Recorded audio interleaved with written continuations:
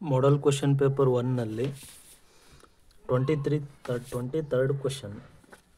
ಹೌದಾ, ಈ 23rd ಕ್ವಶನ್ನಲ್ಲಿ ನೋಡ್ರಿ, 23rd ಅಂದರೆ a long air core solenoid of 1000 turns per unit length ಅಂತೇಳಿ ಹೇಳ್ಯಾರ. Carries a current of 2 ampere. Calculate the 2 ampere. Calculate the magnetic field at a mid point on its axis. ಹೌದಾ, ಇಲ್ಲಿ turns ಎಷ್ಟು ಅದಾವೆ ಅಂದರೆ ಸಾಲಿನಾಯ್ಡ್ನಲ್ಲಿ number of turns ಅಂದರೆ 1000 turns ಅದಾವೆ.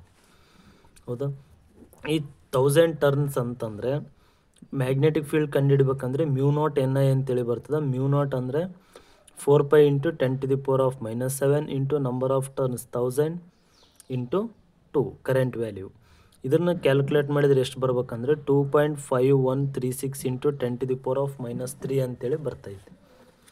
ಹೌದಾ, ನೆಕ್ಸ್ಟ್ ಅದೇ ರೀತಿಯಾಗಿ 42 ಕ್ವಶನ್. ಹೌದಾ, 42ನಲ್ಲಿ ನೋಡ್ರಿ,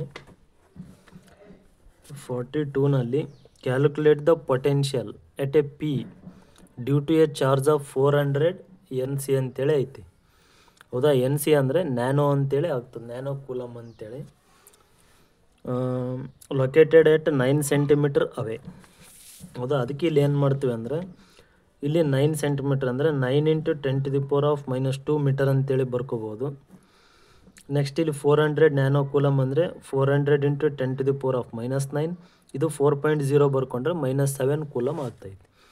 ಇದಂತರೂ ಗೊತ್ತೈತಿ ನಿಮಗೆ ಫಾರ್ಮುಲಾ 1/4πε0. ಇಲ್ಲಿ potential at a point charge is equals to 1/4πε0 Q/r. Vp is equals to ಇಲ್ಲಿ 1/4πε0 ಅಂದರೆ 9 × 10⁻⁹ ಬರ್ತದೆ. Q ಅಂದರೆ 4 × 10⁻⁻⁷. R ಅಂದರೆ 9 × 10⁻⁻². ಇದು ಎಷ್ಟಾಗ್ತೈತೆ ಅಂದರೆ 4 × 10⁻⁴ ವೋಲ್ಟ್ ಆಗ್ತೈತೆ. ನೆಕ್ಸ್ಟ್ ಬಿ ಪಾರ್ಟ್ನಲ್ಲಿ ಕೇಳ್ಯಾರ ಅವರು.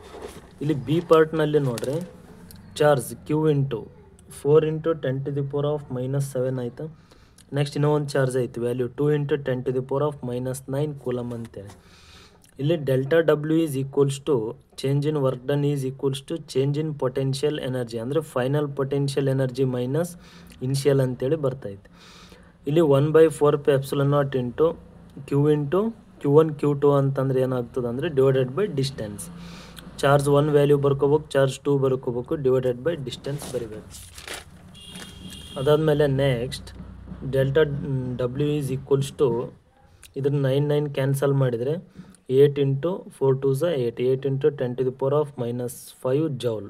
ಈ 10⁻⁻² ಮೇಲೆ ಹೋಗಿರ್ತದೆ, ನೆನ್ಪಿಟ್ಕೋಬೇಕು. This is the answer.